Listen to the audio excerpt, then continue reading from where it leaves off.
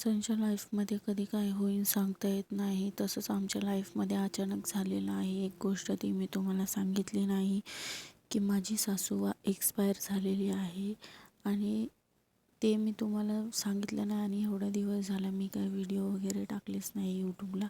आणि 2-3 दिवसा पहिलेच मी माझ्या सासूसोबतचा हयातीचा फॉर्म वगैरे भरायला गेलते.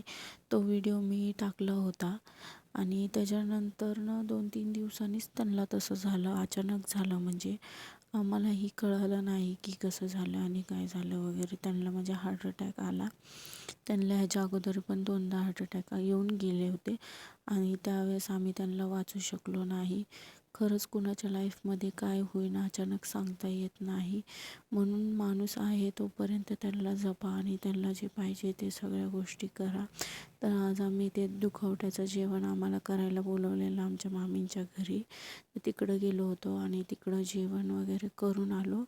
आणि आज अंश स्कूलमध्ये प्रोजेक्ट द्यायचा होता त्याच्यामुळं आम्हाला रात्री 1 वाजता त्याचा प्रोजेक्ट करत बसलो होतो. तुळशी वृंदावन बनवून दिलं त्याला म्हणजे.